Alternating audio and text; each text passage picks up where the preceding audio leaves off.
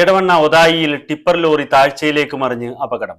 രാവിലെ 7 മണിയോടെയാണ് അപകടമുണ്ടായത്. ലോഡുമായി വന്ന വാഹനമാണ് അപകടത്തിൽപ്പെട്ടത്. എടവണ്ണ ഭാഗത്തു നിന്നും അരീക്കോട് ഭാഗത്തേക്ക് പോവുകയായിരുന്ന വാഹനമാണ് താഴ്ചയിലേക്ക് മറിഞ്ഞത്. കരിങ്കല്ലുമായി പോവുകയായിരുന്ന ലോറി അരീക്കോട് ഭാഗത്തു നിന്നും വന്ന ബസ്സിന് സൈഡ് കൊടുക്കുന്നതിനിടെയാണ് അപകടം ഉണ്ടായത്. പുള്ളിപ്പാടത്തു നിന്നും കരിങ്കല്ലുമായി പോവുകയായിരുന്ന വാഹനമാണ് മറിഞ്ഞത്.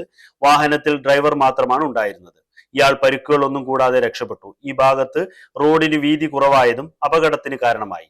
ഈ മേഖലയിൽ റോഡരികിൽ അപകട ഭീഷണിയായ മരം മുറിച്ചു മാറ്റിയതിന്റെ മരത്തടികളും ഈ ഭാഗത്ത് കൂട്ടിയിട്ടിരിക്കുകയാണ്.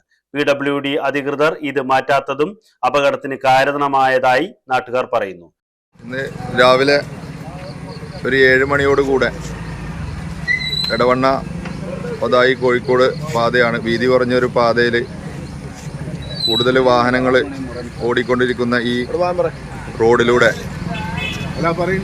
പോയിക്കൊണ്ടിരിക്കുന്ന ഒരുപാട് വാഹനങ്ങൾ പോയിക്കൊണ്ടിരിക്കുന്ന ഒരു കൂട്ടത്തിൽ ഓടിക്കൊണ്ടിരിക്കുന്ന ഒരു കല്ലുമായി പോയിക്കൊണ്ടിരിക്കുന്ന ഒരു ടിപ്പർ എതിർ ദിശയിൽ നിന്ന് അരീക്കോട് ഭാഗത്തു നിന്ന് ഒതായി ഭാഗത്തേക്ക് ഒരു ബസ് വരുന്ന സമയത്ത് ഒതായിൽ നിന്ന് അരീക്കോട് ഭാഗത്തേക്ക് പോകുന്ന ടിപ്പർ ലോറി സൈഡ് കിട്ടാതെ റോഡിന്റെ വീതി കുറവ് മൂലം താഴേക്ക് മറിയുകയാണ് ഉണ്ടായത്.